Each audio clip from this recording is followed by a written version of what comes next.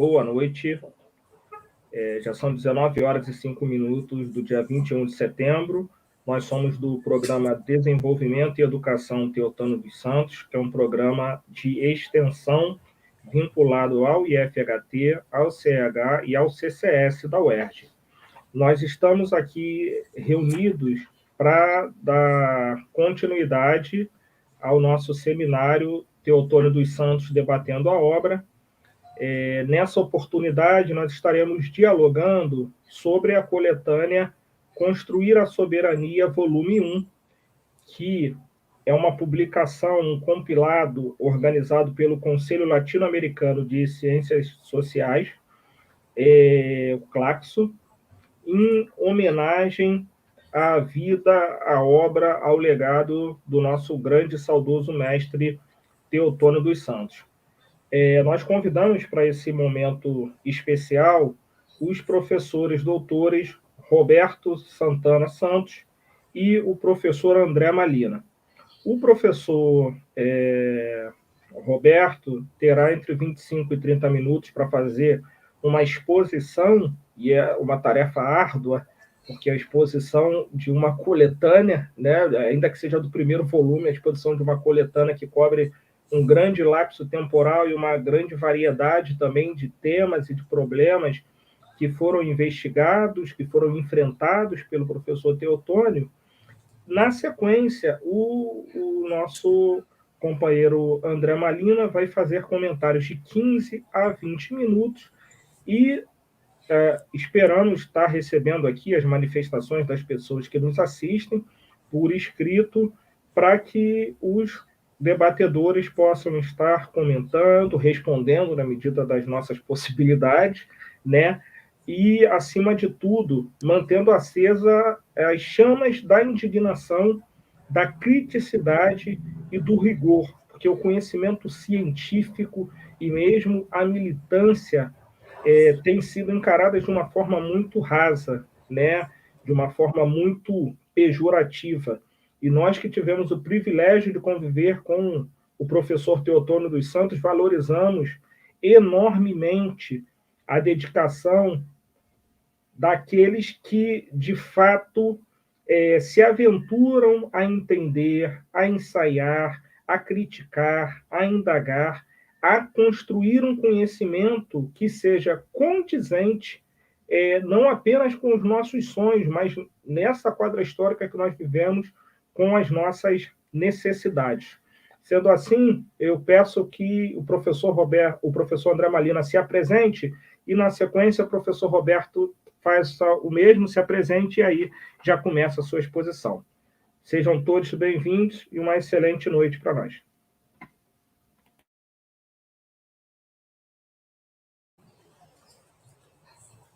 Bom, meu nome é André Malina, né? Eu fiz o meu pós-doutoramento com o professor Teotônio, sob a supervisão do professor Teotônio dos Santos, e a gente aqui vai assistir inicialmente a palestra do Roberto. Então, Roberto, por favor, né, conforme o Bruno falou, se apresenta e já toca o barco para ficar nas palavras do Teotônio, para a gente conhecer e tentar entender um mundo melhor, as possibilidades de um mundo melhor. Bem, boa noite, Bruno, André, boa noite às amigas e os amigos que nos assistem, um prazer estar aqui.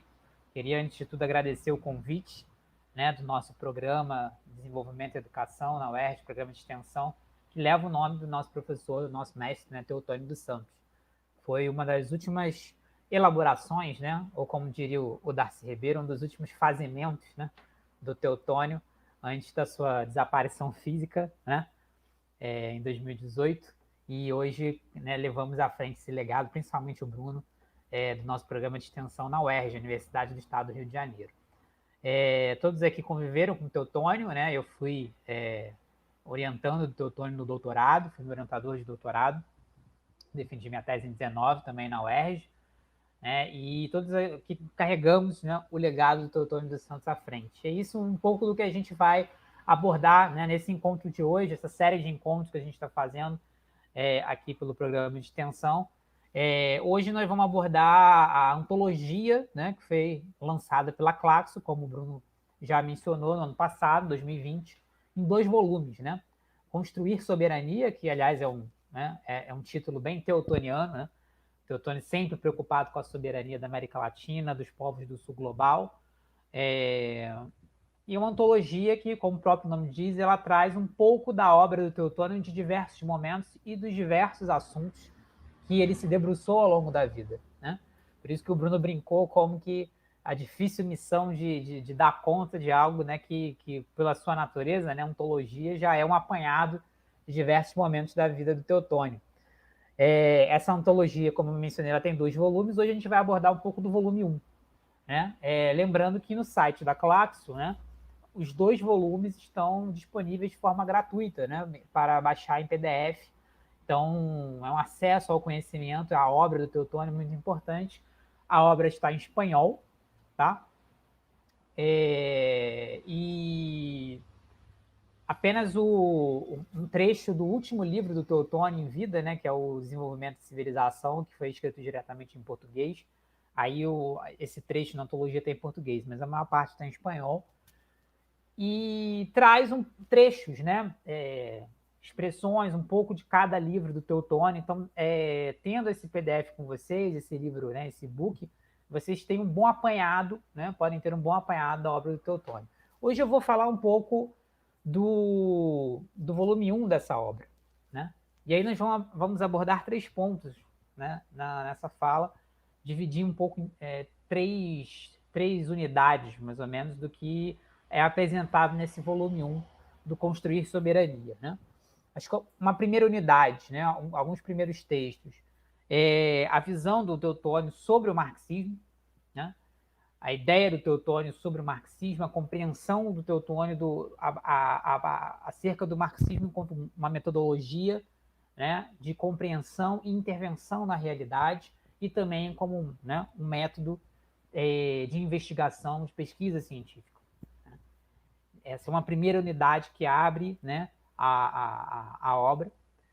Uma segunda unidade, né, que ele vai abordar mais a questão da revolução científico-técnica, estudos importantíssimos, né, que o Teotônio ele pinça, né, de um filósofo tcheco chamado Hanno von Richter, que produziu muito durante as décadas de 1960 e 70 sobre a questão da tecnologia a partir de uma visão marxista, e depois o Teotônio, no final dos anos 80, ele vai aprimorando isso e já debatendo, né, com elementos importantes da contemporaneidade, né, globalização, né, o que muitas vezes é chamado de terceira revolução industrial ou quarta revolução industrial, o mundo da informática, da internet, o Teotônio já fazendo esse paralelo. E uma terceira unidade mais do campo da geopolítica, né, e das decisões globais, né, que a gente vai chamar de estrutura do poder mundial. Ele tá apresentado na antologia, inclusive com esse título, né, que é um desdobramento, digamos assim, dos estudos da Revolução Científico-Técnica, né? Ele dá conta primeiro da Revolução Científico-Técnica enquanto uma revolução produtiva em curso, e para depois discutir como essa revolução produtiva em curso vai desandar em grandes transformações, né, nas relações internacionais, né, ou seja, nas superestruturas políticas, jurídicas, né, sobre essas grandes transformações que ocorrem na estrutura do capitalismo internacional. Então, é mais ou menos esses 3 blocos que são apresentados no volume 1. Né? Marxismo, a partir da visão do Teotônio, revolução científico-técnica, né? Revolução produtiva em andamento e o poder mundial, né? As relações internacionais e as transformações na geopolítica internacional na virada do século XX para o XXI. Né? Então a gente vai começar abordando um pouco sobre a questão do marxismo. Né? E aí o Teotônio é um marxista extremamente talentoso, né? Um marxista que compreende a fundo, né, o método dialético, o materialismo histórico e não cai em reducionismos, né, ou essencialismo. Né? É importante na questão do Teotônio, primeiro, como ele compreendia o marxismo, né, na história das ideias da humanidade. Né? e ele apresenta o marxismo, né, como um momento de ruptura, né, do pensamento epistemológico, né? Ou seja, o marxismo ele rompe com a metafísica, ele rompe com o essencialismo, ele rompe, né, com as aparências do pensamento liberal, né? Ele apresenta isso principalmente, né, em algumas obras introdutórias que são excelentes, né? Eu tenho algumas aqui em mão, né? Primeiro, o Forças Produtivas e Relações de Produção, né? Um ensaio introdutório, tá? Um livro fininho, né? Muito bom, editado pela Voz nos anos 80, e na sequência dele já também editado O Conceito de Classes Sociais, também na época editado pela editora Vozes, ali em 1983, 84. Né? Para quem está começando seus estudos no marxismo, inclusive, eu recomendo muito essas obras. Hoje você só acha elas em sebos, né? Sebos virtuais, elas não estão fora de catálogo, mas uma bela introdução ao pensamento marxista, os conceitos fundamentais, de uma forma não dogmática, de uma forma aberta, de uma forma dialética, como todo marxismo deve sempre ser. Né? E aí é importante a gente ter em mente a visão que o Teotônio tem do marxismo, a compreensão que ele tem do marxismo, né, como, né, uma ferramenta de transformação da realidade e como uma forma de pensar que só, né, tem a sua potencialidade se for levado até as últimas consequências do pensamento marxista como ele se apresenta, dialético, não dogmático, né? Sempre na relação entre o geral e o particular, né? E com isso desvendando a realidade, né? Me recordo daquela frase do Marx, né? Se as coisas fossem o que elas parecem ser, a ciência seria algo desnecessário, né? Justamente pelas coisas não parecerem o que elas são, que a ciência é necessário explicar as coisas, né? E, digamos, nessa necessidade de explicar as coisas, né, é o pensamento marxista a ferramenta que nos permite dissecar os objetos até, né, o seu âmago, compreender os seus, né, as movimentações dos processos das ciências sociais, né, das atividades humanas, e a partir disso, né, também teorizar, também produzir intelectualmente. Então, eu gostaria de trazer aqui um pouco um pequeno trecho, né, da minha tese, inclusive, de doutorado, orientada pelo professor Teotônio na UERJ, né, exatamente sobre a importância do materialismo dialético, né, e do Marx. É um trecho do início da minha tese, onde eu estou discutindo a questão do marxismo e o porquê que eu utilizaria na tese, né, o materialismo histórico, dialético, como meu campo teórico, metodológico, né, e foi a partir dessas obras do Teotônio que eu mencionei que, inclusive, eu redigi essa parte, né, esse parágrafo. São 3 pontos. Né? O primeiro ponto, o marxismo é o único ponto de vista que possui dimensão positiva da mudança social no tempo atual. Por isso, vê a mudança como um avanço e não como um atentado à ordem. Né? Isso é um ponto muito importante, né? Porque a transformação, a novidade, a mudança, né, para o pensamento marxista, é algo positivo. Porque o marxismo vê a transformação a todo momento nos processos sociais. Então não há receio de lidar com o novo, não há receio de aprofundarmos o estudo sobre as transgressões, as revoluções, as transformações radicais. Ao contrário, né, de outras formas de pensar que precisam defender, né, a sociedade capitalista, precisam defender o mundo como ele está e adotam uma posição conservadora. E, portanto, vão entender a transformação, o inédito, o novo, como um atentado à ordem. Né? Um segundo ponto, o marxismo é o único paradigma do conhecimento que não tem necessidade de falsificar a realidade para valer os seus argumentos. O conhecimento preciso da realidade é condição indispensável para se fazer a crítica. Para você criticar um objeto, para você criticar uma posição, criticar o pensamento do outro, você precisa estudá-lo. Né? A grande obra da vida do Marx, que é o Capital, nada mais é, né, do que o Marx dissecando, levando a máxima abstração a compreensão que ele tinha, né, do funcionamento do capitalismo. Então, o maior pensador, né, revolucionário contra o capitalismo teve como seu grande trabalho de vida, né, da sua vida intelectual, conhecer a fundo o objeto que ele criticava. Né? Então, para se fazer a crítica é necessário que a gente aprofunde os nossos, né, estudos e possamos formular as nossas argumentações críticas. Né? Então, portanto, o marxismo ele não tem que ter medo do conhecimento, ele não pode falsificar, né, interpretações, falsificar objetos, senão ele não consegue fazer a crítica. Né? E, em terceiro, o marxismo é a única interpretação que se baseia no que há de mais avançado na consciência humana e nos processos históricos. Ou o marxismo realiza uma síntese mais avançada do real, ou ele falha enquanto pensamento revolucionário. Né? O pensamento conservador não pode defender os elementos mais avançados ou entraria em contradição com a defesa de seus privilégios. Né? Então, o marxismo ele precisa estar na vanguarda do pensamento, pensar sempre soluções, avançar na crítica, senão ele não consegue, ele não tem razão de existir. Né? Enquanto que o pensamento conservador, as ideologias de defesa da ordem, não podem levar a crítica, não podem levar o conhecimento, né, a sua máxima potência, porque senão vai desvendar, né, vai revelar as contradições do sistema que eles próprios defendem. Né? Então, eu puxei esse trechinho da minha tese, orientada pelo Teotônio, justamente porque eu escrevi pude escrever, né, muito desse argumento com base nos ensinamentos que tive do grande professor Teotônio dos Santos. E é importante também a reflexão do Teotônio em relação ao marxismo, né, sobre dois pontos que eu queria trazer. A relação entre base, né, e superestrutura. Né? O Teotônio sempre via de uma forma dialética, de uma forma não mecanicista, né, não num determinismo extremo.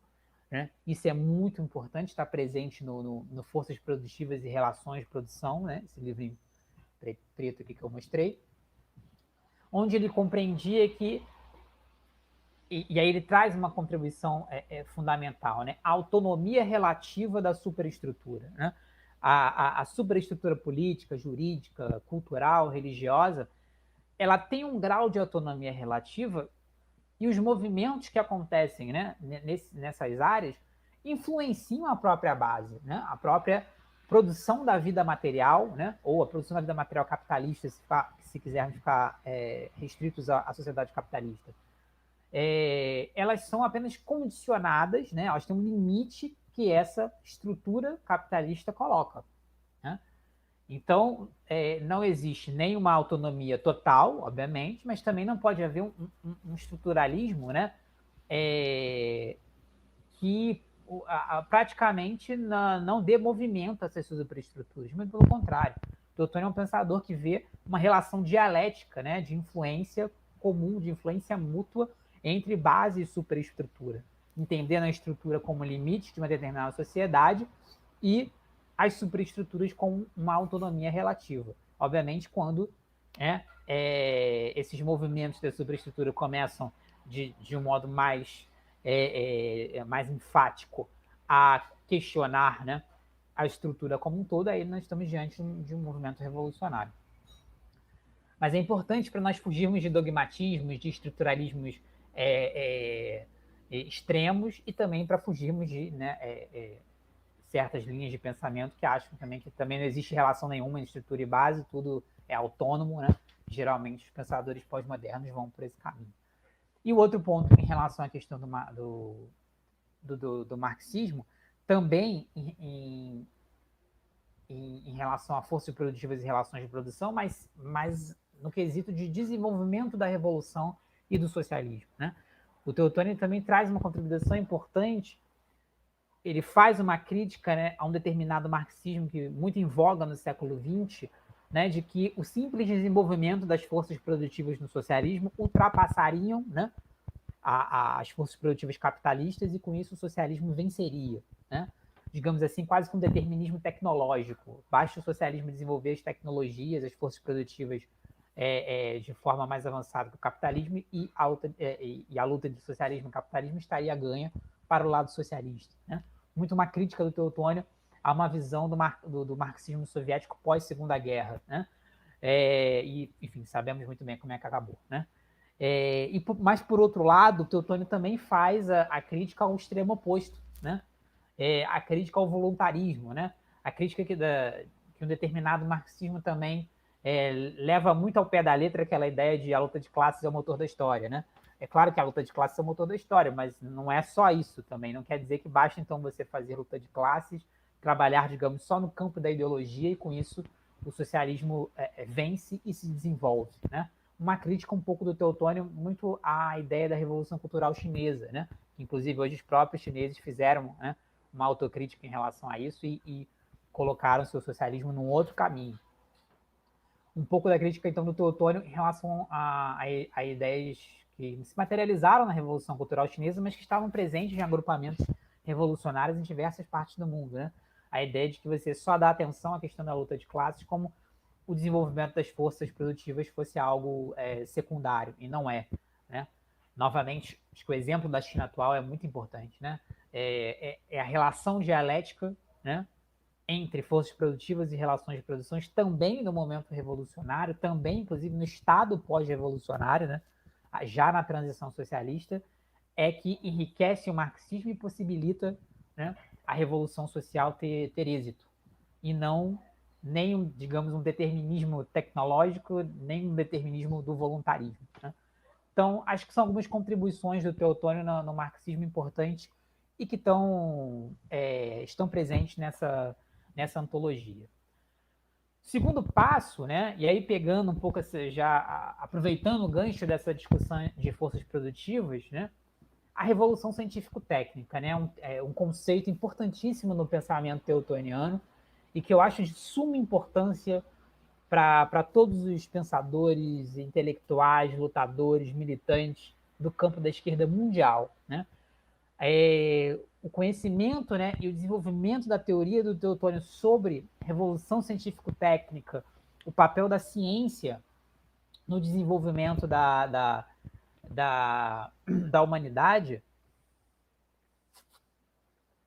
na minha leitura, é essencial para que a esquerda mundial compreenda o momento atual da globalização, do capitalismo e das possibilidades de superação da sociedade capitalista em nível mundial.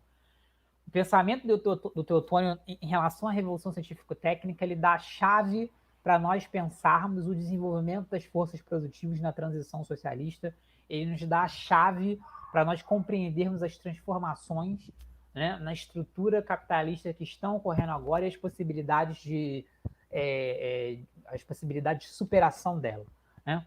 Bem, a revolução científico-técnica para o Teotônio, como eu já mencionei, ele não cria propriamente o conceito, ele traz esse conceito, né, do Radovan von Richter, da Tchecoslováquia, da década de 1970, né, mas ele leva à frente, até porque o Teotônio já produz sobre a revolução científico-técnica no momento posterior à morte do Richter. Mas a ideia do Teotônio é que a revolução científico-técnica é, né, um momento onde a ciência se torna ela própria uma força produtiva, né?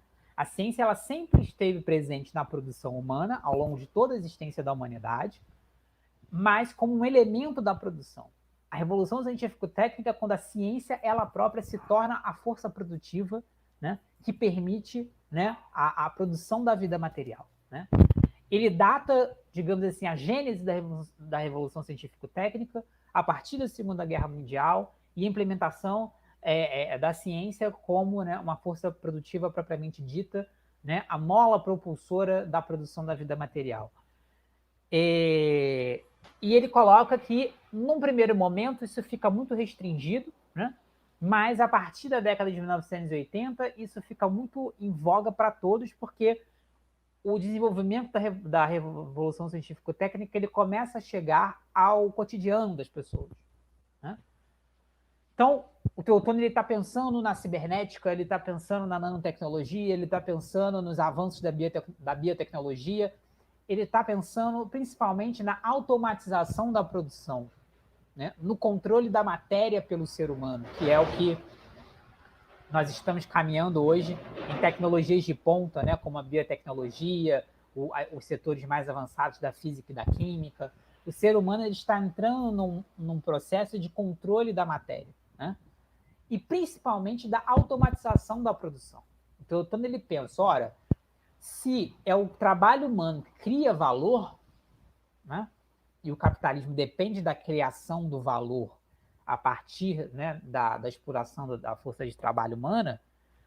E se nós estamos cada vez mais automatizando a produção, ou seja, uma produção automática, máquinas que já são controladas por máquinas, por sistemas de informática, por computadores, e que, portanto, não necessitam da intervenção humana, isso quer dizer que nós estamos num processo avançado de liberação da força de trabalho humana da produção propriamente dita. Tá? Isso cria uma contradição insolúvel para o capitalismo.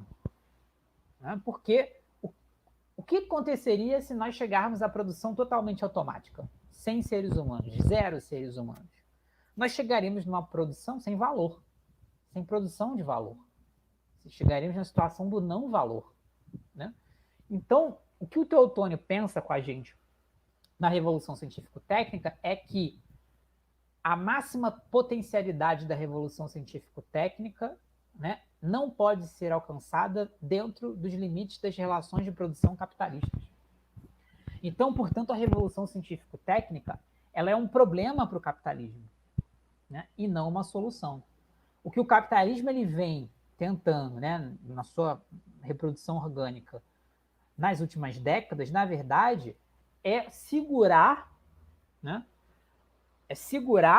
o avanço da Revolução Científico-Técnica e tentar se apropriar de elementos da Revolução Científico-Técnica que possam ser colocados na ordem da obtenção do lucro, né, e tentar, através de contratendências, né, restringir os maiores avanços da Revolução Científico-Técnica, né, principalmente da automação. Ora, e por que isso? Né? Entre outras coisas, para além da produção automática, porque uma produção automática também necessita da qualificação da força de trabalho. O Teotônio vai dizer, a Revolução Científico-Técnica ela vai acabar com o trabalho, propriamente o trabalho, né, produtivo, manual, digamos assim. Nós não precisaremos mais de operários, nós vamos precisar de cientistas, intelectuais. Porque a produção vai estar atrelada ao conhecimento científico. Né? E o tempo da ciência não é o tempo da produção capitalista. Não é o tempo do relógio fabril.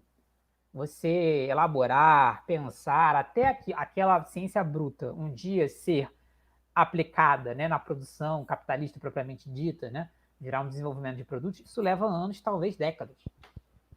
E o mercado não funciona nessa lógica, ele funciona na lógica do imediato, do lucro imediato. Né? Então, a qualificação da força de trabalho ela é fundamental para o desenvolvimento da Revolução Científico-Técnica. E como a ciência, né, ela é muito mais subjetiva hoje do que material, ela é muito mais construção de conhecimentos, né, intelectuais do que, né, hard, a difusão dela é muito rápida. Né? Antigamente, você construía uma máquina, uma determinada empresa, né, tinha os segredos industriais, né? Aquela máquina para que os seus concorrentes, né, ou até os países concorrentes, não pudessem reproduzir aquelas máquinas. Hoje isso é impossível. Hoje alguém desenvolve uma fórmula, alguém desenvolve uma... Você hackeia, joga na internet, o mundo inteiro tem acesso. Né? O smartphone, quando foi criado lá pela Apple, lá em 2007, em menos de 1 ano, em 2 anos, todas as outras gigantes das tecnologias tinham o seu próprio smartphone, ou seja, não é uma tecnologia que você consegue restringir. A difusão se dá muito rápida nesse mundo da Revolução Científico-Técnica. Então, há uma série de outras questões em relação a essa revolução produtiva em curso, né, que eu vou deixar aí para o debate, para as perguntas, para não tomar mais tempo aqui. Né? E, por último, quais são os reflexos dessa revolução produtiva em curso, então, na superestrutura da política global. Né? É isso que está na antologia, intitulado como Estrutura do Poder Mundial. Né? E o que o Teotônio vai argumentar é o quê? O capitalismo ele vai tentar travar essa revolução científico-técnica com a financiarização, né, do capital, a acumulação de capital fictício, o desemprego estrutural, né, a precarização, que são as pessoas que sobram, já que não são mais necessárias no processo produtivo, as patentes, né, para tentar restringir a circulação do conhecimento. Mas, propriamente dito, em relação à superestrutura da política global, o que a gente vê é que não é mais possível, né, a unipolaridade.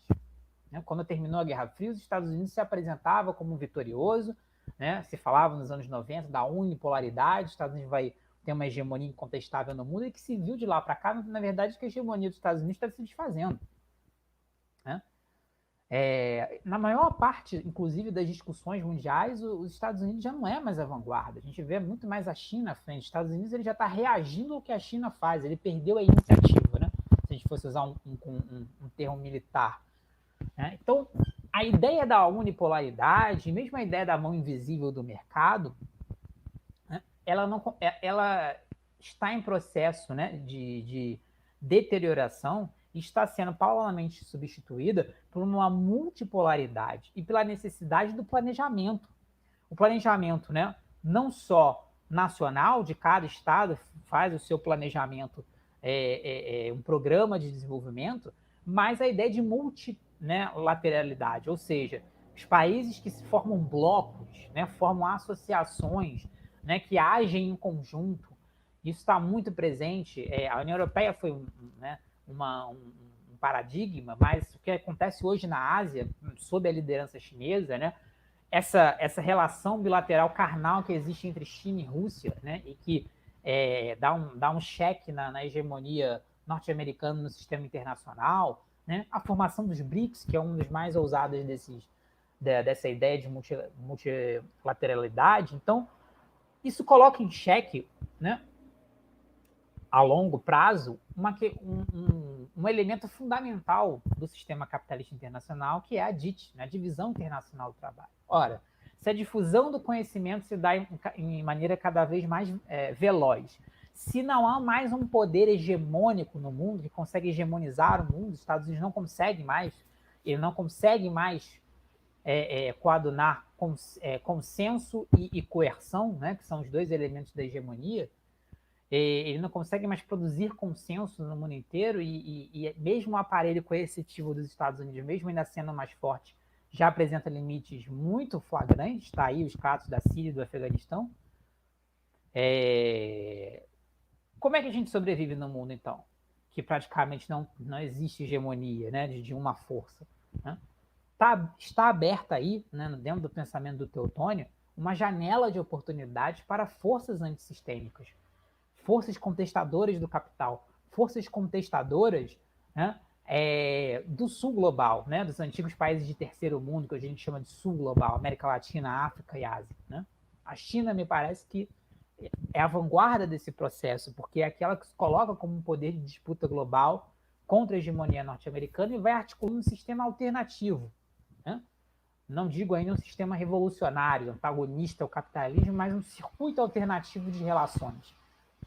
Mas é uma janela aberta para as forças antissistêmicas, as forças anticapitalistas agirem, e ela está aberta no século XXI. Então, existe sim a possibilidade de superação do capitalismo, de superação de partes importantes do capitalismo em um componente fundamental, que é a divisão internacional do trabalho. É claro que para isso nós precisamos da ação, né, dos povos, a ação das classes trabalhadoras, principalmente dos países periféricos, que possam, né, disputar o poder em suas sociedades e se articular regionalmente e internacionalmente, né, para a formação de uma outra sociedade global, de um outro sistema mundial, baseado na solidariedade, na cooperação, e não no imperialismo, na dominação, né, e na concorrência. Estaria em formação aí, e aí eu concluo dessa forma, o que o Teotônio chama de civilização planetária. Um dos últimos conceitos que o Teotônio desenvolve já nas suas últimas obras, né, ele chega a mencionar isso aqui no Economia Mundial, por exemplo, que tem um trecho nessa antologia da Claxo, também no Terror à Esperança, né, que também está presente nessa antologia da Claxo, e a última obra dele, que é o Desenvolvimento de Civilização, não tenho ela aqui na mão, mas está disponível também gratuitamente o PDF no site da Claxo. O que seria a civilização planetária? Seria o encontro da humanidade consigo mesma, né? Onde todo o patrimônio material e imaterial, simbólico da humanidade, estaria disponível para cada ser humano, né, da face da Terra, e a humanidade finalmente conseguiria se entender pelo aquilo que ela realmente é, uma civilização única, né? Quem divide, né? Quem cria divisões, né, étnicas, raciais, de gênero, de classe, enfim, linguísticas, o que seja, são as sociedades de classe, a exploração do homem pelo homem.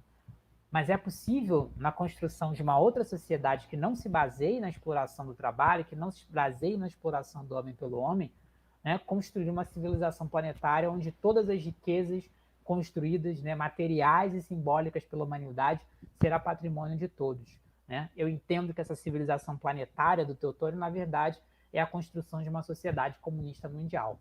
Estamos falando aí de um processo, ao meu ver, de séculos e séculos, né, de construção socialista, até que nós chegássemos num comunismo mundial. Coisas que o Teotônio pensava, né, e nomeava como civilização planetária. Bem, eu encerro por aqui. Tentei tocar aí os 3 eixos principais desse volume 1 e a gente pode aprofundar mais aí nas perguntas e nos debates depois que a gente ouvir o professor André Marino. Obrigado, Bruno. Obrigado a todos. Obrigado a você, Roberto, porque é uma capacidade de síntese dessa. Roberto, nós lutamos contra os privilégios, eu sempre comento isso, né? Mas nós tivemos, assim, somos privilegiados. Roberto, inclusive, foi o último orientador do professor Teotônio, e o Teotônio nunca reclamou que ele tenha dado trabalho, né? A não ser quando dilatava as esferas do conhecimento que já estava produzido por ele, né? Inclusive, outros companheiros nossos, como o Pedro, fala, tá, nós não vamos precisar trabalhar, e nós vamos fazer o quê? Aí ele olhava para a gente, mão no queixo, coçava a cabeça, vamos fazer teatro, vamos ouvir música, porque foi para isso, né? As nossas capacidades criativas produtivas e reprodutivas nos permitem, uma vez reorganizada a sociedade, fazer arte, usufruir, cuidar da natureza não humana, mas, enfim, é importante que nós sublinhemos que essa atividade se inscreve num conjunto muito grande de empenhos, né, coletivos e multicêntricos de produção e de difusão do conhecimento. Na próxima quinta-feira, eu e o professor Gaudêncio Frigoto estaremos participando de um debate promovido pelo Sinasef do Tocantins sobre os desafios da rede federal de educação num período de crise estrutural do capital. No dia 28, o nosso projeto Pedagogos em Cena vai estar fazendo mais uma live, Pedagogos Fundamentais da Educação Brasileira, dessa vez com a presença da professora Nilda Alves. O nosso projeto de extensão sobre pedagogia histórico-crítica na educação escolar está promovendo o curso Fundamentos da Educação e Didática. Nós vamos ter ainda mais 2 debates dessa série de seminários sobre a obra do professor Teotônio. O próximo vai ser sobre um livro que foi agora muito proximamente republicado, que é sobre a história econômica do Brasil, da colônia à nova república, ou a crise da nova república, para ser mais preciso, eu procuro aqui o nome direitinho, talvez o André saiba. E o último, esse vai ser no dia 6, sobre a história econômica do Brasil, e no dia 19 nós voltaremos aqui para debater o segundo volume de Construir Soberania, discussão que nós estamos iniciando agora. Por último e não menos importante, convém lembrar que a nossa revista, a revista Desenvolvimento e Civilização, que inclusive faz uma homenagem à obra mais recente do professor Teotônio, que é o livro Desenvolvimento e Civilização, ela já publicou 3 números, estamos organizando agora o lançamento do 4º número, e nós recebemos manuscritos inéditos para avaliação em fluxo contínuo. Então, fiquem à vontade, visitem nossas redes sociais, estão aqui nos comentários, volta e meia nós colocamos aqui em destaque, e participem, se irmanem, se aproximem, porque nós temos muito a construir. Obrigado, professor André, obrigado pela gentileza.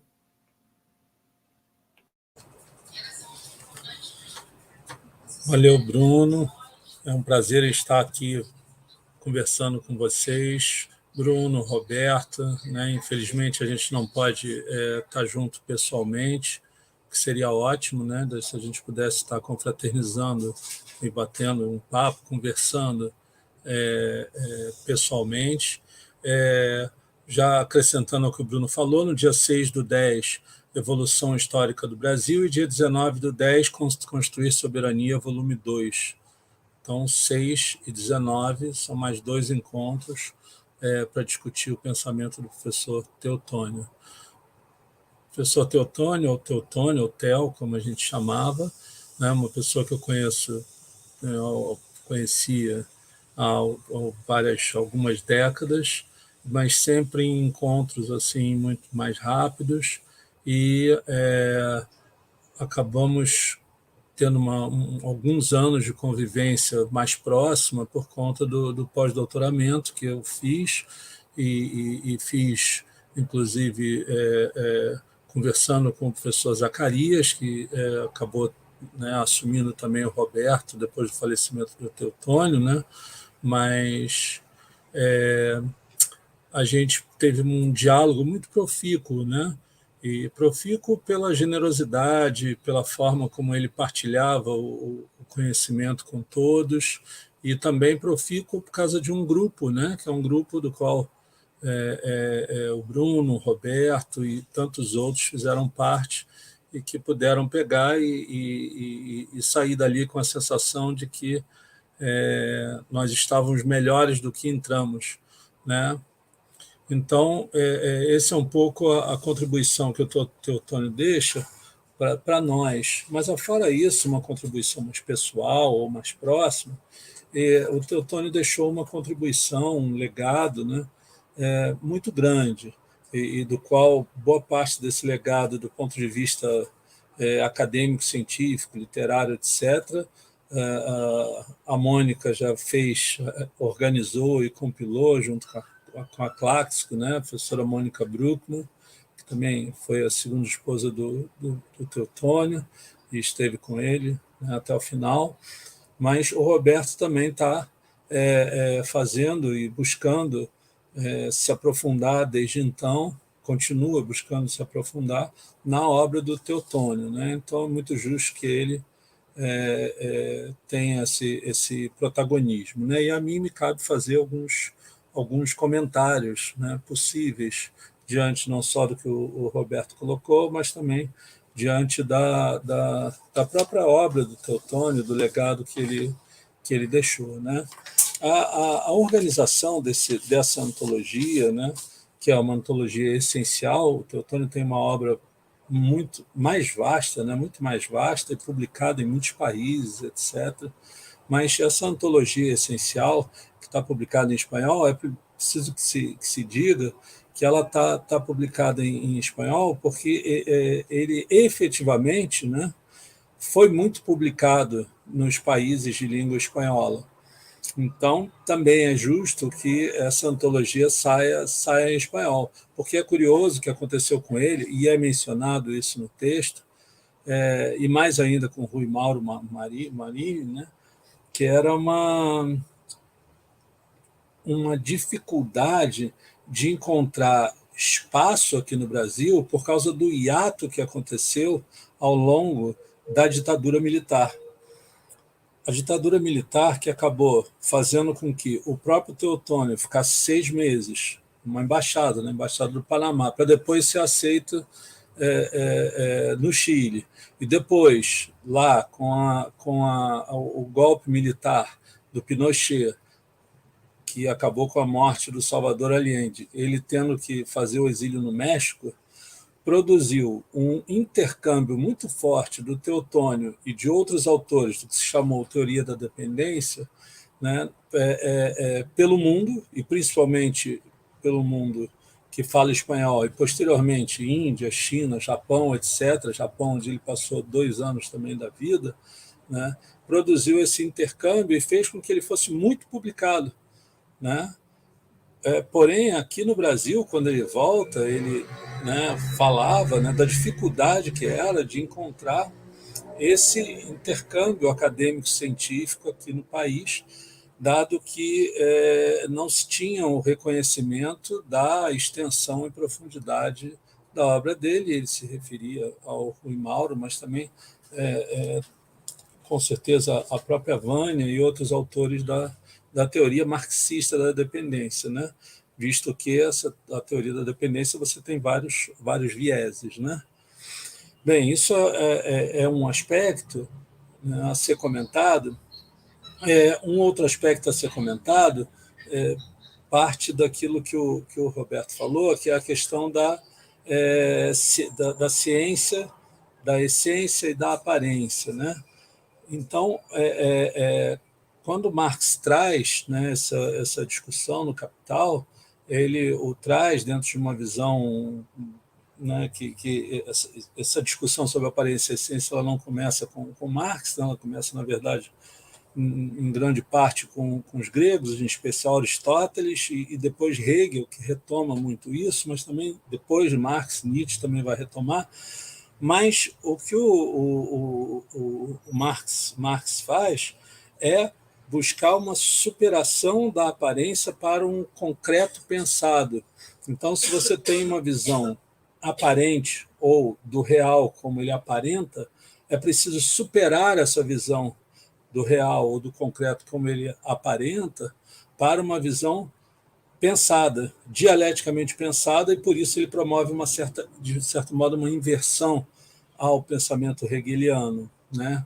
Portanto, a partir do concreto pensado, que se chega ao concreto pensado, e as diferentes mediações teóricas vão nos auxiliar. E com isso, né, a gente compreende como um outro aspecto que foi levantado pelo Roberto, a ciência ela pode ser incorporada dentro das forças produtivas. Porque se o problema da verdade ele está posto, a verdade não é relativa, o que é relativo é o conhecimento, né? Na medida em que o conhecimento começa a ser, você consegue que ele seja incorporado nos fenômenos concretos, né, e não só numa visão metafísica, ou seja, você consegue que esse conhecimento não fique em abstrato, né, esse conhecimento passa a ser incorporado dentro das forças produtivas. Essa é um pouco, me parece que é a lógica, independente de possíveis críticas que possam ser feitas, ou de outras perspectivas mesmo dentro do marxismo, mas me parece que essa é um pouco a lógica que o Teotônio ele apresenta, né? Porque, nessa medida,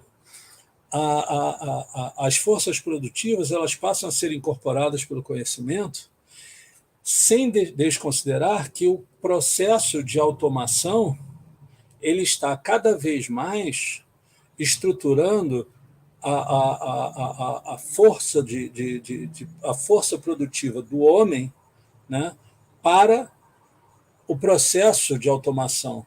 Então, o ser humano é aquele que fabrica a máquina. O ser humano não é aquele que efetivamente vai fazer com que a produção aconteça a partir de si mesmo, numa relação super direta com a natureza, mas é uma relação mediada, tá? Uma relação de mediação. Portanto, é uma relação que você, para ficar com o que o Mesários nos traz, uma natureza historicamente transformada que se recompõe e se estrutura diferente, e com o conhecimento isso propicia que haja uma série de transformações em que o conhecimento ele passa a ser incorporado como algo que agrega o que o ser humano não mais faz, que é a incorporação do valor. O lucro não se dá mais com o trabalho humano no sentido lato, estrito que a gente conhece. Então, nessa perspectiva, né, o Teotônio se alinha a uma posição mais próxima do que a gente pode visualizar. Tá? Só que ele fala isto, né? Isso está posto em textos que são bem anteriores ao nosso tempo, que certas coisas, questões visuais, estão mais próximas, né? A cobertura dessa antologia do volume 1, ela está em textos publicados, né? Nem a questão de quando eles foram escritos, mas publicados entre a década de 1960 e a primeira década do ano de 2000, ou até 2008, né? Que acho que é o último texto da antologia, do Terror à Esperança. Então, cobre um período de aproximadamente 40 anos, né? Um pouco mais de 40 anos. Então, só que está ali, né? Se você pegar o primeiro texto do Teotônio, que discute sobre as forças produtivas e as relações de produção, o germe dessa ideia já está posto ali, né? Então, acho que o que o Teotônio conseguiu fazer foi, de certo modo, antecipar, né, questões que estariam hoje na ordem do dia. E aí não é uma questão de se ele está nós temos a certeza daquilo que ele fala, não se trata de uma questão dogmática, se trata que isso é uma questão hoje, né, que se apresenta para que a gente pense sobre isso, ou seja, uma discussão de hoje. Tá? Então, o Teotônio conseguiu fazer uma bela antecipação de questões que iriam ser trabalhadas à frente do seu tempo, claro, sem perder de vista que ele era um sujeito do seu tempo. E aí ele tem uma magnitude similar a outros teóricos brasileiros que tiveram grande importância, como Florestan Fernandes, ou Francisco de Oliveira, enfim. E o Teotônio, no escopo da economia política, ele acaba se espalhando para outros lugares, né? Na medida em que ele acaba resvalando do ponto de vista, inclusive, sociofilosófico. Afinal, ele aponta para um modelo de comunismo que supera, né, as ideias que eventualmente tenham sido tentadas, formuladas por teóricos, mas que ainda não conseguiram estar postas em prática, né? A ideia do comunismo global, né, é uma ideia que está na mente do Teotônio há muitos anos, e ele conseguiu expor de uma forma que talvez isso possa ser apontado como um caminho a ser seguido. E isso por quê, né? Porque o Roberto também aponta, de certo modo, os limites da sociedade como ela está colocada, né? E aí nós vamos pensar em termos de hoje que eu digo, mesmo até 2018, né? Estava mais ou menos, né, clarificado que o capitalismo, enquanto um modo de produção, enquanto um sistema, uma organização social pautada neste modo de produção, ele não consegue dar conta de resolver os problemas da humanidade. Este mesmo capitalismo, então, que teve um alto grau produziu um alto grau de desenvolvimento, tá? Não consegue dar conta de resolver os problemas da humanidade, e por problemas que são questões básicas, porque se ele for resolver os problemas da humanidade, ele mesmo tem que acabar. Ou seja, seria uma autofagia. Para tentar resolver os problemas da humanidade, o capitalismo precisa se autodestruir. Tá? Como isso não vai ser feito do ponto de vista do capitalista, é preciso que haja uma série de questões, mediações e possibilidades que estão num conceito de Marx, né, que é o conceito de praxis, né, e que, de certo modo, a gente verifica na tensão e na briga por hegemonia, que também é algo que eu estou comentando da fala que foi feita pelo Roberto, essa tensão por hegemonia, e hegemonia a gente entendendo que é a direção, né? Hegemonia significa direção. Então, a direção do mundo. E a direção do mundo hoje ela está em fricção, em tensão. Por quê? Porque até então você tinha um país hegemônico, tal como em outros tempos foi a Inglaterra, em outros tempos foi um pouco Portugal e Espanha, antes, depois um pouco a França, e antes disso a Grécia, para ficar no Ocidente, mas também toda a civilização asiática, que é uma civilização com muita força e que permaneceu como dominante, como dando a hegemonia do mundo, durante séculos, pelo menos 6 séculos. Né? Então, como a hegemonia do mundo, e a China tendo protagonismo nisso. E agora a China também volta a ter protagonismo, brigando com os Estados Unidos para dar essa direção, para apontar essa hegemonia. E essa briga, essa tensão que a gente assiste hoje, a gente não sabe o desfecho dela, né? Não sabe o desfecho, o que aconteceria se a China efetivamente, né, se efetivar como está previsto para o final dessa década, se efetivar como país protagonista do mundo e a Ásia voltar a ser o centro da hegemonia global, ou se os Estados Unidos vão ainda conseguir permanecer mais tempo, nós não sabemos como isso vai acontecer.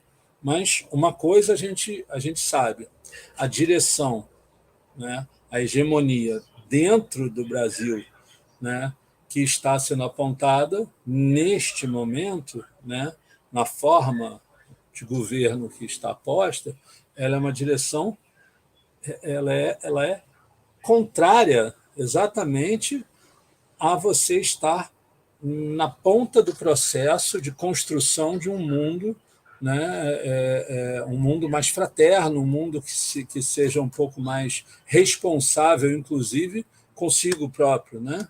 Então, o Brasil está andando, neste momento, na contramão. Nós acabamos de ver hoje um discurso na ONU que aponta essa contradição terrível, né, em que o Brasil se apresenta, né, para o mundo da forma como se apresentou. E, por fim, eu gostaria de dizer que a obra do Teotônio, do ponto de vista da sua significância, né, ela ainda não foi suficientemente compreendida por nós. Né? Isso aconteceu e acontece com diversos autores. Nós ainda não temos uma recuperação total, né, do aporte teórico que o Teotônio deixa.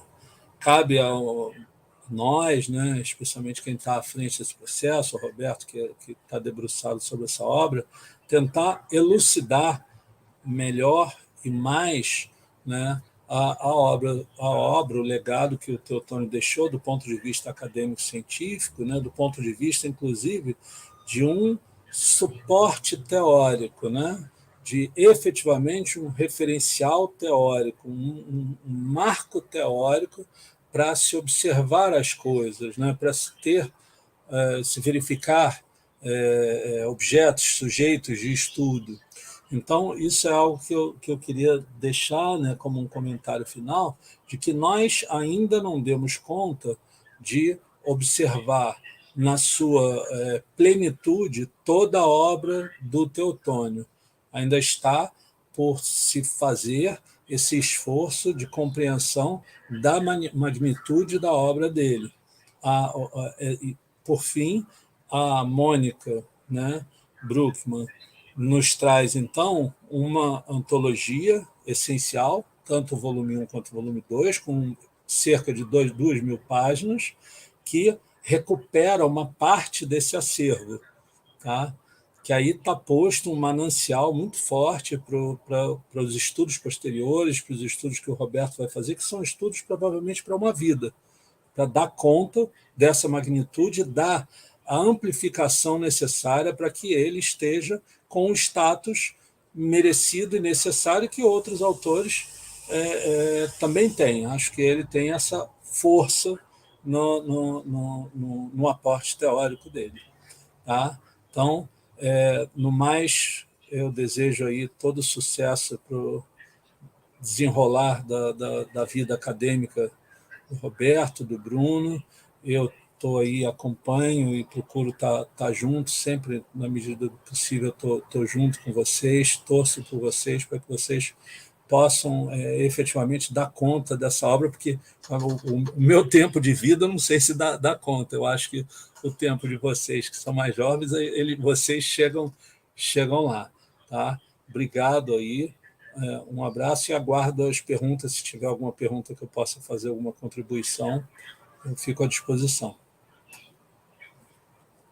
Olha, o bom aqui é que nós defendemos a Sociedade dos Trabalhadores Livremente Associados, né? Porque haja missão a ser cumprida. Então, nós faremos isso de uma forma corresponsável e solidária. A Nelian nos pergunta quais seriam os impedimentos hoje para que a civilização planetária idealizada por Teotônio se torne possível. E a Maria da Conceição Freitas pede para se falar sobre as impossibilidades da revolução científico-técnica, né? O fato dela não poder alcançar seu desenvolvimento máximo no capitalismo, ao mesmo tempo tornando-se um problema do capitalismo, né? Eu vou pedir, como nós estamos aqui há 1 hora, para as pessoas que tiverem perguntas, críticas, colocações, fazerem, que caso seja necessário, nós abrimos mais uma rodada de perguntas e depois partimos para as considerações finais, porque nós estamos aprendendo a lidar com as lives, né? Então nós já sabemos que live boa tem até 1 hora e meia de duração. Então nós vamos aqui aprendendo com os companheiros que também estão estudando. Roberto, por gentileza, depois André. Bem, em relação à pergunta sobre os impedimentos da civilização planetária, o impedimento da civilização planetária é a sociedade de classes, né? Quando eu leio sobre civilização planetária na obra do Teotônio, eu compreendo que ele, comparando com Marx, ele está falando do comunismo, né?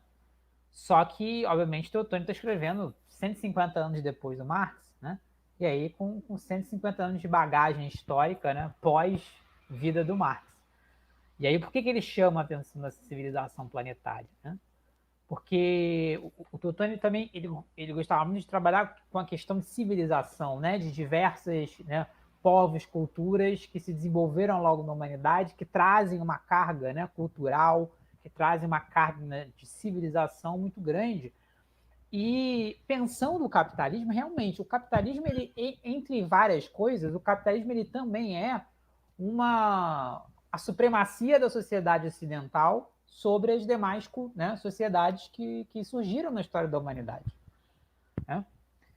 Uma revolução socialista, e a revolução ela tem que ser mundial, né? Por mais que ela aconteça primeiro em um lugar, no outro, né? Mas se o capitalismo ele é um modo de produção internacional, ele é a primeira formação, né, socioeconômica da história da humanidade, que abarca toda a humanidade, a sua superação também terá que ser mundial, né? Então eu compreendo que, por mais que o Teotônio não tenha desenvolvido isso, né, ao extremo, mas que ficou de tarefa aí para todo mundo fazer agora, né, como é que vai se dar essa transição? Né? Que também é uma coisa que, dentro do campo do marxismo, também foi pouco pensada e teorizada. Como é que se dá essa transição socialista em nível mundial? A gente fala muito das revoluções em níveis nacionais, né? Como é que se dá a Revolução Russa na China, no Brasil, né? Na Palestina, onde quer que seja. Tudo bem, realmente, as etapas nacionais elas são importantes, principalmente quando elas ocorrem em países que são centrais, né? Para o desenvolvimento da humanidade. A China é um país central. O Brasil é um país importante internacionalmente. Então, uma coisa, imagina, em termos de América Latina, uma revolução em Cuba é uma coisa, uma revolução no Brasil muda completamente a geopolítica internacional, né? Então, nesses termos, a gente pensa muito nos processos revolucionários dentro dessas sociedades, ok. Mas se o capitalismo é um sistema internacional, a superação dele também tem que se dar em nível internacional. Como é que seria, digamos, esse encontro de diversas revoluções nos seus, né, cada uma no seu país, né, e formulando, digamos, um circuito internacional. No século XX isso não deu certo, né? A União Soviética tentou fazer um segundo mundo socialista que, na verdade, nunca conseguiu concorrer, de fato, né, economicamente com o capitalismo.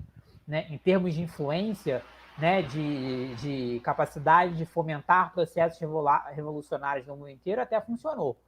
Né? Mas nunca efetivamente disputou a hegemonia mundial com os Estados Unidos. Isso é o que as grandes mentes do nosso tempo, inclusive, demonstram isso. Né? Wallenstein, Arrighi, o próprio Messaros, né, que o André citou.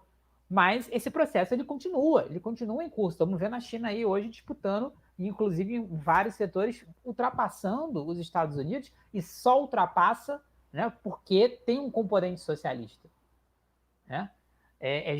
O que há de diferente na China é justamente o socialismo chinês, que consegue articular a produção, sociedade, o poder político de uma forma diferente do capitalismo. Por isso que o coronavírus apareceu na China, a China deu conta do coronavírus assim, e o mundo capitalista desenvolvido ficou lá com mortes aos borbotões. Né?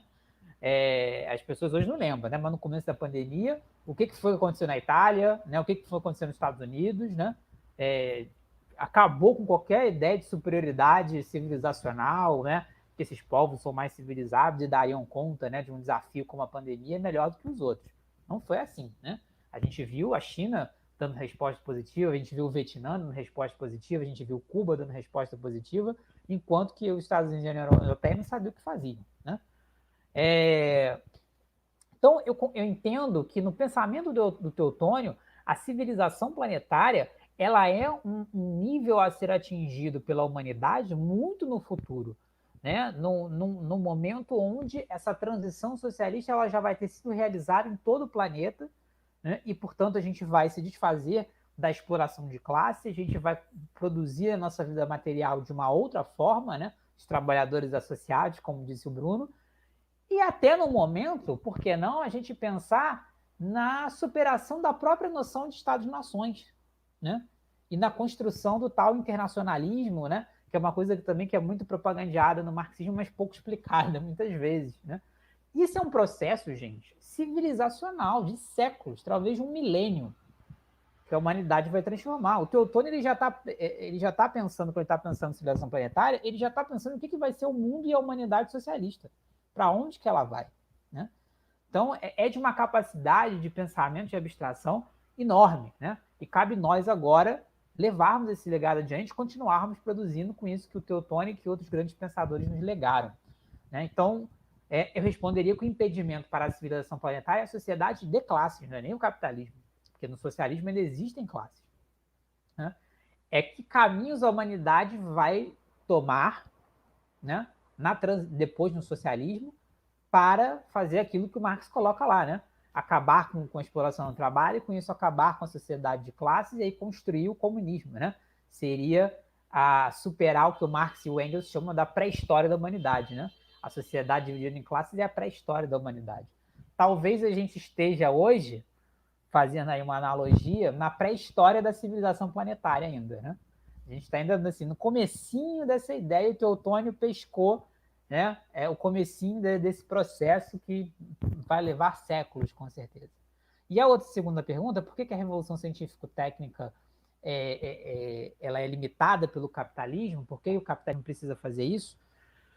Porque se a revolução científico-técnica ela for levada ao máximo da sua potencialidade, ela entra em contradição com as relações de produção capitalista. Né? Se você automatizar a produção 100%, não existe mais a necessidade de trabalho humano. E aí não se produz mais valor. Por que você pode avançar a produção no capitalismo, usar a robótica e tal, mas você não pode automatizar 100% a produção? Porque o que cria valor é justamente o trabalho humano. Né? Maquinário é custo. Maquinário é capital fixo. Né? Então chega um determinado momento que o custo de capital fixo ele vai acabar com o lucro. Porque se você tem que investir cada vez mais, né, em maquinário, cada vez mais de ponta para avançar na produtividade, né, você não está mais criando valor, você está tendo custo em investir nessa produção física. Né? Então, por isso que a gente não vai poder ter no capitalismo uma produção totalmente automatizada. Pode ser que em determinados setores isso seja possível, mas mais nichos do que a produção total. Segundo, No capitalismo, a força de trabalho ela precisa ser desqualificada em termos de valor, né? Ela é qualificada em termos de capacidade produtiva, porque ela está sob o controle da máquina. No capitalismo, é a máquina que controla o ser humano, não o contrário, né? No processo de produção, né? É só lembrar da famosíssima cena lá do Charlie Chaplin no Tempos Modernos, né? É a máquina que dita o ritmo do ser humano, não o contrário, né? Enquanto que na Revolução Científico-Técnica, na sua máxima potencialidade, é o contrário. Você precisa do conhecimento científico do ser humano, intelectual. Você não precisa mais do trabalho manual, né? Então você não precisa mais de operários, você precisa de cientistas, você precisa de intelectuais. E o capitalismo não pode deixar chegar nesse nível. Então o que o capitalismo faz? Aí não deu tempo de eu falar na minha fase inicial. O que o Teotônio diz? O capitalismo ele vai criar contratendências que vão restringir a revolução científico-técnica e usar apenas alguns elementos da revolução científico-técnica para operar na lógica do lucro, na lógica do capital. Então, ele não pode automatizar toda a produção. Ele vai automatizar uma parte da produção e vai permanecer ainda aí uma fração de trabalho humano para que se produza valor, né? Ele não vai... Ele vai tentar restringir o conhecimento, por mais que ele não consiga, mas ele vai tentar restringir o conhecimento e vai tentar restringir, né, o número de trabalhadores altamente qualificados que sejam necessários para manter a produção capitalista, né, mas que não transformem todos em cientistas. O que isso dá? Isso dá no desemprego estrutural do neoliberalismo, né? Nós temos hoje uma fração enorme da classe trabalhadora que não vai voltar para o trabalho formal. Aliás, temos uma fração que nunca esteve na esfera do trabalho formal e nunca estará, porque ela é desnecessária para a produção capitalista hoje. Então ela sobra. E aí, como ela sobra, ela é o resto. Ela precisa ser controlada de alguma forma, vai ser controlada pela militarização da segurança pública, né? Aí é outra live, outro debate.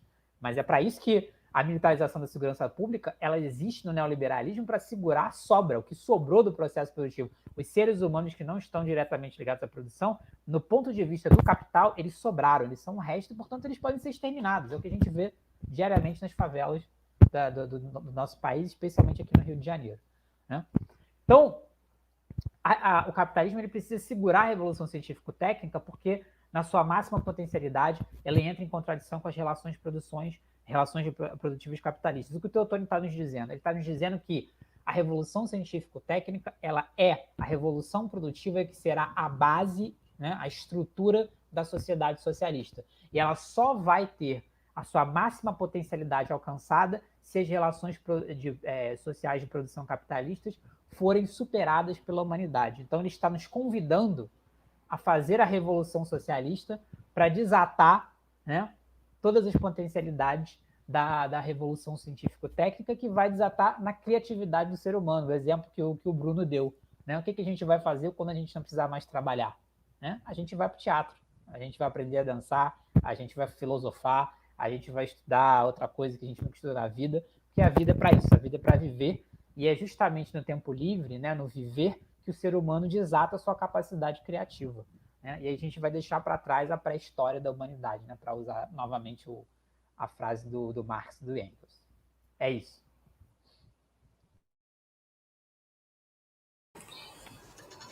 Bem, eu vou começar pela segunda pergunta para passar para a primeira, tá? Então eu vou responder primeiro por que a revolução científico-técnica é limitada e um limite para o capitalismo. Bom, ela é limitada, além das questões que o Roberto já colocou, porque você só tem acesso, nós só temos acesso a um substrato, né? Mesmo que o capitalismo produz, nós só temos acesso ao substrato. É o substrato do que é produzido de mais desenvolvido que chega a nós, ok?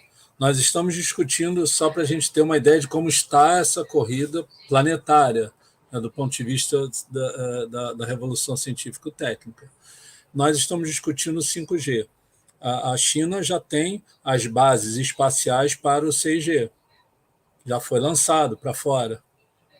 Então, o que nós estamos discutindo o 5G? Por que todo esse tempo de discussão, primeiro para a amarração em torno de quem vai deter essa hegemonia. Segundo, a amarração legislativa para que você, com medo de perder a soberania, não possa delegar a outro Estado as informações necessárias que você tem de tudo que passa por você. Então, tudo isso está dentro de uma briga interna entre países. E mais ainda a questão econômica, porque o investimento para você fazer, né, o 5G, né, você mal fez o 4G e já vai ter que substituir para o 5G, é preciso que você realize os seus lucros e faça com que a extração de mais-valia da produção se desenvolva do ponto de vista da circulação. Então, é preciso que isso ocorra para que seja realizado via as grandes empresas, grandes conglomerados, seja realizado esse processo todo de acumulação do capital.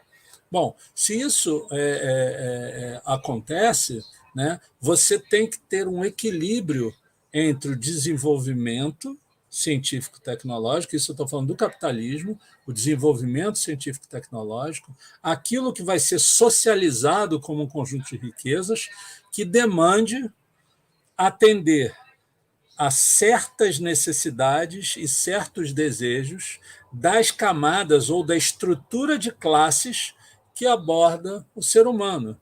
Nós não precisamos de carros que cheguem a 350 km por hora, mas isso, no nosso sistema, no nosso modo de produção, é uma distinção que me confere um status diferente de uma pessoa que não tem um carro que alcance 350 km por hora, ou que não voe, ok? Ou que não tem um drone, e daqui a pouco é um drone mais avançado, né? Então você vai colocando, né, a tecnologia a conta-gotas e, ao mesmo tempo, direcionando para uma certa classe social o substrato mais enriquecido da tecnologia, que já está num nível muito mais avançado.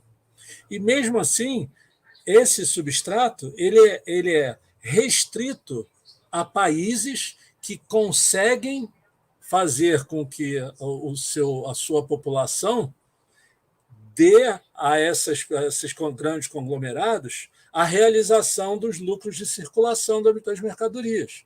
Então, isso é mais restrito ainda em certos continentes do que em outros.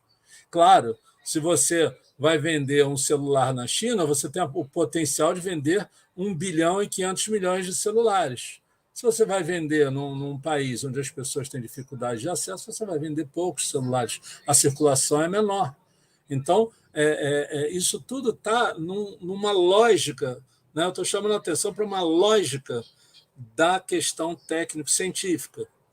E o Teotônio nos chama a atenção para uma outra lógica da revolução científico-técnica, que é a noção de socialização que vem do Marx, da socialização das riquezas via revolução científico-técnica, ou seja, que efetivamente você espalhe as riquezas que você consiga desenvolver para que socialmente o mundo se desenvolva em mais ou menos pé de igualdade, ou pelo menos num conjunto de atendimentos de necessidades e desejos que não incorpore os valores, para ficar na superestrutura, os valores que são postos no modo de produção capitalista. Bem, mas se isso, então, a revolução científico-técnica ela é limitada e, contraditoriamente, ela coloca um limite para o próprio capitalismo, porque, do contrário, o capitalismo implode, porque o que sobra vai ser tempo livre, né? O que nós vamos ter é tempo livre para o lazer, tempo livre, não como uma oposição ao trabalho, simplesmente porque o trabalho já vai ser realizado. E aí, se você aqui precisa ter frentista, cobrador de ônibus, etc., todas as coisas que nós hoje temos que segurar, porque senão as pessoas ficam desempregadas. Numa civilização mais desenvolvida, simplesmente isso não acontece, porque a tecnologia está a serviço de todo mundo. Então, essa questão ela implode o capitalismo. Mas, nesse sentido, o próprio modo de produção, como eu disse antes, ele não é autofágico. Então, ele coloca, o próprio sistema capitalista coloca os impedimentos para que haja uma civilização planetária. E o impedimento mais premente, a premissa, né, maior, ela está num conceito do Marx, que é, além da luta de classes que o Roberto já chamou a atenção, que é a questão da luta de classe, ela está no conceito de alienação. Por que alienação? Porque a alienação ela incorpora a todos no modo de produção capitalista. Eu não tenho como sair da alienação no modo de produção capitalista, e isso impede para que essa praxis, que seria uma efetiva, né, incorporação do poder, da hegemonia, da direção da sociedade, pela própria classe que é oprimida.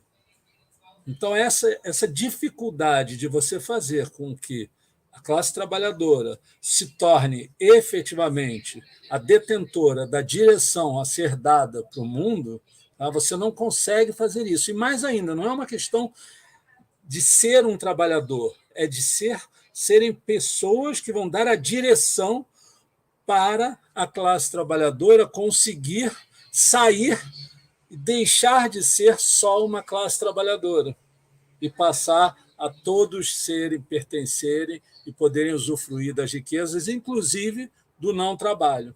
Tá? Então, o modo de produção capitalista ele tem os mecanismos de proteção, e esses mecanismos eles são dinâmicos, eles não são estáticos. Eles, conforme vão acontecendo coisas, vão se colocando novas formas de proteção para que o capitalismo ele permaneça. Claro, permanece, mas em crise, mas permanece pelo menos no nosso tempo histórico. Por isso, a gente chama a atenção para uma paciência revolucionária. Haja paciência revolucionária para você pegar e esperar e saber que isso não é para você, mas é uma coisa que você tem que apontar ao norte para aqueles que vierem. E o Teotônio fez isso com maestria, e aqui representado pelo Roberto e pelo Bruno.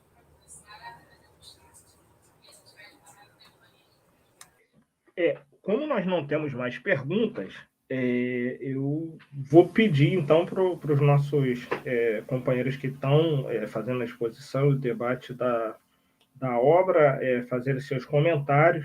Lembrando que o nosso endereço no Instagram é @proded_TS, e lá também tem as nossas outras contas nas redes sociais, e que estaremos juntos nos eventos que nós organizamos diretamente e naqueles que nós coorganizamos e para os quais nós somos convidados. Na verdade, nós nunca tomamos como convite, né? Chega a trabalho, nós recebemos como uma intimação, como uma convocação, e nós vamos a campo fazer a nossa parte. Então, agradecer enormemente as presenças dos professores André Malina e Roberto Santana, pedir que eles se despeçam nessa ordem, e agradecer muitíssimo vocês. Tem pessoas que estão aqui com mais frequência até que nós da equipe, e é muito bom nós estarmos compartilhando aí estudos, o reconhecimento da nossa incompletude. Salve Paulo Freire também, memória de outro grande latino-americanista, né? Porque nós estamos sobrevivendo, e essa batalha para construir a civilização planetária, se ela vai demorar séculos ou milênios, nós precisamos estar vivos para isso, nós precisamos que tenha a humanidade, né? Então, nós realmente precisamos, ao menos, frear essa sanha destrutiva do capitalismo. Obrigado. Então, André e Roberto, por gentileza.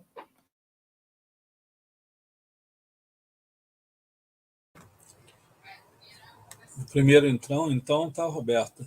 Eu queria agradecer ao Bruno, ao Roberto, né? Eu sou professor da UFRJ, da Escola de Educação Física e de Esportes, e trabalho também no programa de pós-graduação em Tecnologia para o Desenvolvimento Social. Fico à disposição para qualquer pergunta posterior, para qualquer coisa que precisem. Convido a todos, que o Bruno já reforçou, já tinha falado também, estou reforçando, para os outros dois debates. Vai se falar sobre a questão latino-americana, que já foi tocada colocado o nome do Paulo Freire. O Teotônio tem uma larga produção sobre isso, vai ser discutido certamente, né? Dizer que é um prazer realmente estar aqui falando de uma pessoa, não só da importância que ele tem, e aí mais individualmente, mais pessoalmente, uma pessoa em que eu tive muita proximidade. Tá? Então, agradeço a todos, um abraço, tenham uma ótima noite. Bem, eu queria agradecer Bruno, André, agradecer a toda a equipe do Proped e agradecer principalmente, claro, a todos que nos assistiram, né? Seja no ao vivo, seja depois no YouTube, né? Então, deixar aqui o meu registro para que a gente leia Teotônio, né? Vamos ler Teotônio dos Santos, vamos estudar Teotônio dos Santos, tanto essa antologia que a gente abordou hoje, o volume 1, né?